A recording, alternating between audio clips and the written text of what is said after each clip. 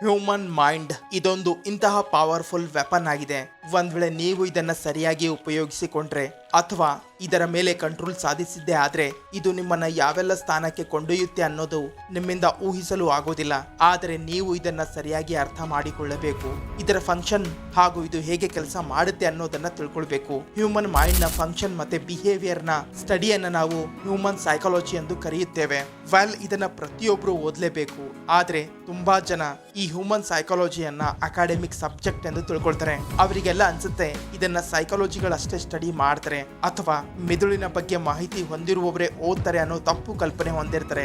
ಆದ್ರೆ ಇದೆಲ್ಲ ತಪ್ಪು. ನೋಡಿ, ಸೈಕಾಲಜಿ ಒಂದು ಇಂತಹ ವಿಷಯ ಆಗಿದೆ. ಪ್ರತಿಯೊಬ್ರು ಇದನ್ನ ಓದ್ಲೇಬೇಕು. ಏಕೆಂದ್ರೆ ಈ ಎಲ್ಲ ದೊಡ್ಡ ದೊಡ್ಡ ಮಾರ್ಕೆಟಿಂಗ್ ಕಂಪ್ನಿಗಳು ಇದೇ ಸೈಕಾಲಜಿಯನ್ನ ಉಪಯೋಗಿಸಿ ನಮ್ಮ ನಿರ್ಧಾರಗಳನ್ನ ಮ್ಯಾನಿಪುಲೇಟ್ ಮಾಡುತ್ತೆ. ಮತ್ತೆ ಸೈಕಾಲಜಿ ನಮ್ಮ ಜೀವನದ ಪ್ರತಿಯೊಂದು ಹಂತದಲ್ಲೂ ಜೊತೆಗೆ ಇರುತ್ತೆ. ಈಗ ಅದು ಬಿಸ್ನೆಸ್ ಆಗಿರಲಿ, ರಿಲೇಶನ್ಶಿಪ್ ಆಗಿರಲಿ, ಡೀಲಿಂಗ್ ವಿತ್ ಪೀಪಲ್ ಆಗಿರಲಿ, ಪ್ರತಿಯೊಂದು ಕ್ಷಣದಲ್ಲಿ ನಿಮಗೆ ಹ್ಯೂಮನ್ ಸೈಕಾಲಜಿಯ ಅಗತ್ಯ ಎದುರಾಗುತ್ತೆ. ಯಾಕೆ ಗೊತ್ತಾ? ಅಲ್ಟಿಮೇಟ್ಲಿ ನಾವೆಲ್ಲರೂ ಮನುಷ್ಯರೇ ಮತ್ತೆ ನಾವೆಲ್ಲರೂ ಒಂದು ಸರ್ಟನ್ ವೇ ನಲ್ಲಿ ಬಿಹೇವ್ ಮಾಡುತ್ತೇವೆ. ಹಾಗಿದ್ರೆ ಈಗ ನೀವೇ ಯೋಚನೆ ಮಾಡಿ, ಒಂದ್ ವೇಳೆ ನಾವು ಈ ಮೈಂಡ್ ನ ಪ್ಯಾಟರ್ನ್ ಅನ್ನ ಅರ್ಥ ಮಾಡಿಕೊಂಡ್ರೆ, ಇದರ ಬಿಹೇವಿಯರ್ ಅನ್ನ ಅರ್ಥ ಮಾಡಿಕೊಂಡ್ರೆ, ನಾವು ಈ ಪವರ್ಫುಲ್ ವೆಪನ್ ಅನ್ನ ಕಂಟ್ರೋಲ್ ಮಾಡಿಕೊಂಡು ಫುಲ್ ಪೊಟೆನ್ಶಿಯಲ್ ವರೆಗೆ ತಲುಪಬಹುದು. ಅದಕ್ಕೆ ಇವತ್ತಿನ ವಿಡಿಯೋದಲ್ಲಿ ನಾನು ನಿಮಗೆ 5 ಕಾರಣಗಳನ್ನ ಅಥವಾ ಬೆನಿಫಿಟ್ಸ್ ಗಳ ಬಗ್ಗೆ ಹೇಳ್ತೀನಿ. ಅದು ನಿಮ್ಮನ್ನ ಕನ್ವಿನ್ಸ್ ಮಾಡುತ್ತೆ ಹ್ಯೂಮನ್ ಸೈಕಾಲಜಿ ಓದಲು. ನೋಡಿ, ಇದೊಂದು ಇಂತಹ ಸಬ್ಜೆಕ್ಟ್ ಆಗಿದೆ. ಇದರಲ್ಲಿ ನೀವು ಮಾಸ್ಟರ್ ಆದ್ರೆ ನೀವು ತಮ್ಮ ಮೇಲೆ ಮತ್ತೆ ಈ ಜಗತ್ತಿನ ಮೇಲೆ ಕಂಟ್ರೋಲ್ ಸಾಧಿಸಬಹುದು. ಮತ್ತೆ ಇದನ್ನ ಅರ್ಥ ಮಾಡಿಕೊಂಡ ನಂತರ ನಾನು ನಿಮಗೆ 5 ಪುಸ್ತಕಗಳನ್ನ ರೆಕಮೆಂಡ್ ಮಾಡ್ತೀನಿ. ಅದರಿಂದ ನೀವು ಈ ಹ್ಯೂಮನ್ ಸೈಕಾಲಜಿಯ ಜರ್ನಿಯನ್ನ ಪ್ರಾರಂಭ ಮಾಡಬಹುದು. ಹಾಗಿದ್ರೆ ಬನ್ನಿ ವಿಡಿಯೋ ಪ್ರಾರಂಭ ಮಾಡೋಣ. Reason number 1, to understand ourselves. ನೋಡಿ, ಹ್ಯೂಮನ್ ಸೈಕಾಲಜಿ ಓದೋದ್ರಿಂದ ನಾವು ನಮ್ಮ ಥಾಟ್ಸ್, ಇಮೋಷನ್ಸ್ ಮತ್ತೆ ಬಿಲೀವ್ಸ್ ನ ಮಿರರ್ ರಿಫ್ಲೆಕ್ಷನ್ ಅನ್ನ ನೋಡಬಹುದು. ನಾವು ಅರ್ಥ ಮಾಡಿಕೊಳ್ಳಬಹುದು ಈ ರೀತಿ ಬಿಹೇವ್ ಯಾಕೆ ಮಾಡುತ್ತೇವೆ ಅನ್ನೋದು. ಮತ್ತೆ ಈ ವಿಷಯ ತುಂಬಾ ಪವರ್ಫುಲ್ ಆಗಿರುತ್ತೆ. ಏಕೆಂದ್ರೆ ನೀವು ಇದನ್ನ ಅರ್ಥ ಮಾಡಿಕೊಂಡ್ರೆ ಎಂತಹದೇ ಪರಿಸ್ಥಿತಿಯಲ್ಲಿ ಈ ನಿರ್ಧಾರ ನಾನು ಯಾಕೆ ತಗೊಂಡೆ ಅಥವಾ ಈ ಆಕ್ಷನ್ ಅನ್ನ ನಾನು ಯಾಕೆ ತಗೊಂಡೆ, ಈ ತರ ನಾನು ಯಾಕೆ ಬಿಹೇವ್ ಮಾಡಿದೆ ಅನ್ನೋದು ಗೊತ್ತಾದ್ರೆ ನೆಕ್ಸ್ಟ್ ಟೈಮ್ ನೀವು ನಿಮ್ಮ ಬಿಹೇವಿಯರ್ ಅನ್ನ ಕಂಟ್ರೋಲ್ ಮಾಡಿ ಅದನ್ನ ಪಾಸಿಟಿವ್ ಡೈರೆಕ್ಷನ್ ಅಲ್ಲೂ ತಗೊಂಡು ಹೋಗಬಹುದು. ಅರ್ಥ ಆಗಿಲ್ಲ ಅಂದ್ರೆ ಒಂದು ಉದಾಹರಣೆ ಮೂಲಕ ಹೇಳ್ತೀನಿ ಕೇಳಿ. ನೋಡಿ, ನಾವೆಲ್ಲ ಮನೆಯಲ್ಲಿ ಹುಲಿಯಂತೆ ಎಗ್ರಾಡಿ ಏನ್ ಬೇಕಾದ್ರೂ ಮಾತಾಡಬಹುದು. ಅದೇ ವೇದಿಕೆ ಮೇಲೆ ಹೋಗಿ ತುಂಬಾ ಜನರ ಮುಂದೆ ಮಾತಾಡುವ ಪ್ರಸಂಗ ಎದುರಾದಾಗ ನಮ್ಮ ಬಾಯಿಯಿಂದ ಒಂದು ಮಾತು ಬರೋದಿಲ್ಲ. ಮತ್ತೆ ಇದರ ಹಿಂದೆ ಅನೇಕ ಸೈಕಾಲಜಿಕಲ್ ಕಾರಣಗಳಿವೆ. ಈಗ ನೀವು ಜಸ್ಟ್ ಇಮ್ಯಾಜಿನ್ ಮಾಡಿ, ನೀವು ಆ ಕಾರಣವನ್ನು ಅರ್ಥ ಮಾಡಿಕೊಂಡ್ರೆ ವೇದಿಕೆ ಮೇಲೆ ಹೋಗೋದ್ರಿಂದ ನಿಮ್ಮ ಬ್ರೈನ್ ಒಳಗೆ ಯಾವ ಬಿಹೇವಿಯರ್ ಉತ್ಪತ್ತಿ ಆಗುತ್ತೆ ಅನ್ನೋದು ಗೊತ್ತಾದ್ರೆ ನೆಕ್ಸ್ಟ್ ಟೈಮ್ ನೀವು ಈ ವಿಷಯವನ್ನು ಕಂಟ್ರೋಲ್ ಕೂಡ ಮಾಡಬಹುದು. ಕೇವಲ ಇದಷ್ಟೇ ಅಲ್ಲ, ನೀವು ನಿಮ್ಮ ಮೈಂಡ್ ನ ಪ್ಯಾಟರ್ನ್ ಅನ್ನ ಅರ್ಥ ಮಾಡಿಕೊಂಡ್ರೆ, ತಮ್ಮನ್ನ ತಾವು ಅರ್ಥ ಮಾಡಿಕೊಂಡ್ರೆ ನೀವು ಈ ಲೈಫ್ ಅನ್ನ ಚೇಂಜ್ ಕೂಡ ಮಾಡಬಹುದು. ಈ ಮಾತನ್ನ ನಾನು ಸುಮ್ಮನೆ ಹೇಳ್ತಾ ಇಲ್ಲ. ಓಪ್ರಾ ವಿನ್ಫ್ರೆ ಫೇಮಸ್ ಅಮೆರಿಕನ್ ಹೋಸ್ಟ್ ಮತ್ತೆ ಟೆಲಿವಿಷನ್ ಪ್ರೊಡ್ಯೂಸರ್ ಕೂಡ ಆಗಿದ್ರು. ಇವರ ಬಾಲ್ಯ ತುಂಬಾ ಕಷ್ಟಗಳಿಂದ ಕೂಡಿತ್ತು. ಮತ್ತೆ ಅನೇಕ ವರ್ಷ ಇವರು ಡಿಪ್ರೆಷನ್ ಅಲ್ಲಿ ಇದ್ರು. ಆದ್ರೆ ಹ್ಯೂಮನ್ ಸೈಕಾಲಜಿಯ ಕೆಲವೊಂದು ಪ್ರಿನ್ಸಿಪಲ್ ನ ಕಾರಣದಿಂದ ಇವರು ತಮ್ಮ ಲೈಫ್ ಅನ್ನ ಪೂರ್ತಿಯಾಗಿ ಬದಲಾವಣೆ ಮಾಡಿದರು. ಮತ್ತೆ ಇಂಟರ್ನೆಟ್ ನಲ್ಲಿ ಇಂತಹ ಅನೇಕ ಉದಾಹರಣೆಗಳು ಸಿಗುತ್ತೆ. ಹ್ಯೂಮನ್ ಸೈಕಾಲಜಿಯ ಸಹಾಯದಿಂದ ಜನರು ತಮ್ಮ ಜೀವನ ಬದಲಾಯಿಸಿಕೊಂಡಿದ್ದಾರೆ. Reason number 2, to become emotional intelligent. ನೋಡಿ, ಒಬ್ಬ ಮನುಷ್ಯ ಇಮೋಷನಲ್ ಅನಿಮಲ್ ಆಗಿರೋದು. ನಮ್ಮಲ್ಲಿ ಅನೇಕ ಇಮೋಷನ್ಸ್ ಅಡಗಿದೆ. ನಾವು ನಮ್ಮ ಜೀವನದಲ್ಲಿ ಎಷ್ಟು ಮತ್ತೆ ಏನನ್ನ ಅಚೀವ್ ಮಾಡುತ್ತೇವೆ ಅನ್ನೋದು ನಾವು ನಮ್ಮ ಇಮೋಷನ್ಸ್ ಅನ್ನ ಹೇಗೆ ಯೂಸ್ ಮಾಡುತ್ತೇವೆ ಅನ್ನೋ ಮಾತಿನ ಮೇಲೆ ನಿರ್ಧಾರ ಆಗುತ್ತೆ. ಏಕೆಂದ್ರೆ ಪ್ರತಿದಿನ ನಮಗೆ ಇಂತಹ ಸಿಚುವೇಶನ್ ಗಳ ಜೊತೆಗೆ ಡೀಲ್ ಮಾಡಲೇಬೇಕಾಗುತ್ತೆ. ಅಲ್ಲಿ ನಮ್ಮ ಇಮೋಷನ್ಸ್ ನಮ್ಮ ಮೇಲೆ ಒತ್ತಡ ತಂದಿರುತ್ತೆ. ಅದರಲ್ಲಿ ಮುಳುಗಿ ನಾವು ಆ ಕೆಲಸವನ್ನು ಮಾಡುತ್ತೇವೆ. ಅದನ್ನ ಲಾಜಿಕಲಿ ಅಲ್ಲದೆ ಇದ್ರು ಇಮೋಷನಲಿ ಅಂತೂ ಮಾಡುತ್ತೇವೆ. ಉದಾಹರಣೆಗೆ ಬೆಳಿಗ್ಗೆ ಬೇಗ ಎದ್ದೇಳೋದು ಇರುತ್ತೆ. ಅಲಾರಾಮ್ ಬಡ್ಕೊಳ್ಳುತ್ತೆ, ಲಾಜಿಕ್ ಹೇಳುತ್ತೆ ಬೇಗ ಎದ್ದೇಳು ಅಂತ. ಆದ್ರೆ ಇಮೋಷನ್ಸ್ ಇನ್ನೂ ಸ್ವಲ್ಪ ಮಲ್ಕೋ ಅನ್ನತ್ತೆ. ದಾರಿಯಲ್ಲಿ ನಡ್ಕೊಂಡು ಹೋಗುವಾಗ ರಸ್ತೆ ಬದಿಯ ಫಾಸ್ಟ್ ಫುಡ್ ಸುವಾಸನೆ ಘಮ್ ಎಂದು ಬರುತ್ತೆ. ಆಗ ಲಾಜಿಕ್ ಹೇಳುತ್ತೆ ತಿನ್ಬೇಡ, ಹೆಲ್ತ್ ಮೇಲೆ ಗಮನ ಕೊಡು ಅನ್ನತ್ತೆ. ಆದ್ರೆ ಇಮೋಷನ್ಸ್ ಹೇಳುತ್ತೆ ಸ್ವಲ್ಪ ತಿಂದ್ರೆ ಏನೂ ಆಗಲ್ಲ ಅನ್ನತ್ತೆ. ಲಾಜಿಕ್ ಹೇಳುತ್ತೆ ಸ್ಟಡಿ ಮಾಡು ಅಂತ. ಅದೇ ಇಮೋಷನ್ ಹೇಳುತ್ತೆ ರೀಲ್ಸ್ ನೋಡು ಅಂತ. ಮತ್ತೆ ಇದೇ ತರ ದಿನನಿತ್ಯ ನಮ್ಮ ಮುಂದೆ ಇಂತಹ ಅನೇಕ ಸಿಚುವೇಶನ್ಸ್ ಎದುರಾಗುತ್ತೆ.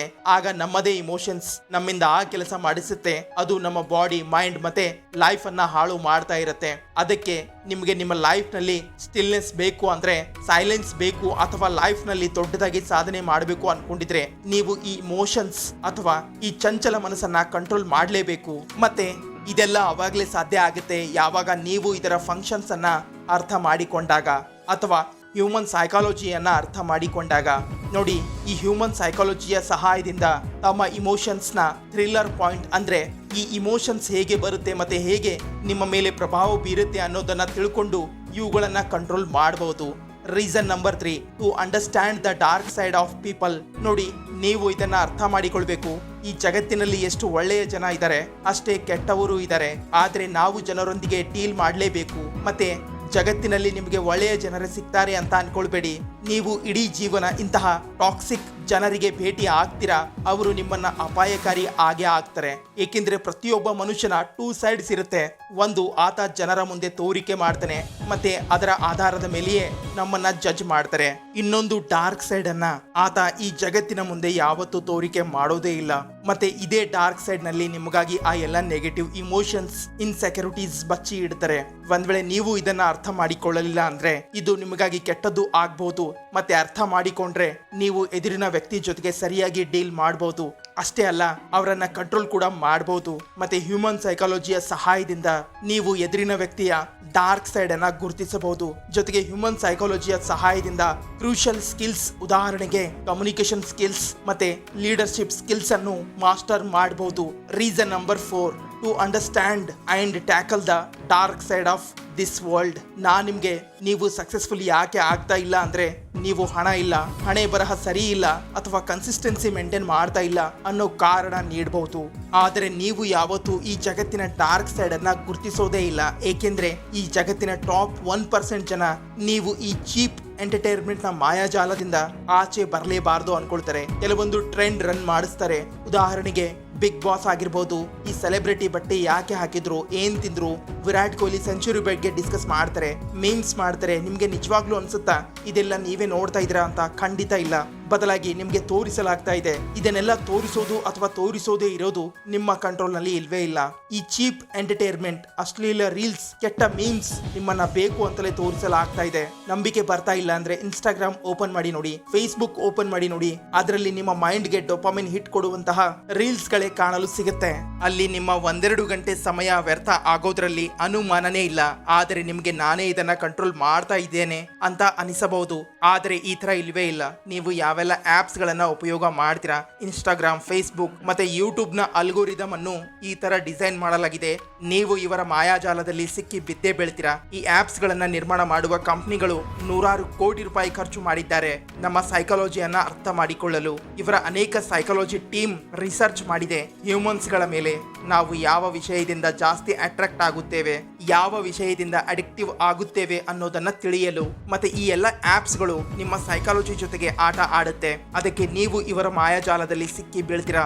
ಆದರೆ ಈ ಟಾಪ್ 1% ಜನ ಯಾವತ್ತೂ ಇಷ್ಟಪಡೋದಿಲ್ಲ ನೀವು ಇದರಿಂದ ಆಚೆ ಬರೋದು. ಏಕೆಂದ್ರೆ ಯಾವಾಗ ನೀವು ಇವರ ಬಗ್ಗೆ ಓದುವುದು ಪ್ರಾರಂಭ ಮಾಡ್ತೀರಾ, ಡೀಪ್ ಕಾನ್ಸೆಪ್ಟ್ ಗಳನ್ನ ಓದ್ತೀರಾ, ಉದಾಹರಣೆಗೆ ಫಿಸಿಯೋಲಜಿ, ಸೈಕಾಲಜಿ, ಮನಿ, ಆಗ ಇವರ ಅಸ್ತಿತ್ವ ಅಪಾಯದಲ್ಲಿ ಬರುತ್ತೆ. ಏಕೆಂದ್ರೆ ಯಾವಾಗ ಮನುಷ್ಯ ಈ ಡೀಪ್ ಕಾನ್ಸೆಪ್ಟ್ ಗಳ ಬಗ್ಗೆ ಸ್ಟಡಿ ಮಾಡ್ತಾನೆ, ಆಗ ಮನುಷ್ಯ ಪ್ರಶ್ನೆ ಮಾಡಲು ಪ್ರಾರಂಭ ಮಾಡ್ತಾನೆ. ಮತ್ತೆ ಈ ಜಗತ್ತಿನಲ್ಲಿ ಆ ಜನರೇ ಗೆಲ್ತಾರೆ ಯಾರು ಪ್ರಶ್ನೆ ಮಾಡ್ತಾರೆ, ಯಾರ ಥಿಂಕಿಂಗ್ ರ್ಯಾಷನಲ್ ಆಗಿರುತ್ತೆ. ಮತ್ತೆ ಇದೆಲ್ಲ ಆವಾಗಲೇ ಸಾಧ್ಯ ಆಗುತ್ತೆ ಯಾವಾಗ ನೀವು ಈ ಹ್ಯೂಮನ್ ಸೈಕಾಲಜಿ ಬಗ್ಗೆ ಸ್ಟಡಿ ಮಾಡ್ತೀರಾ.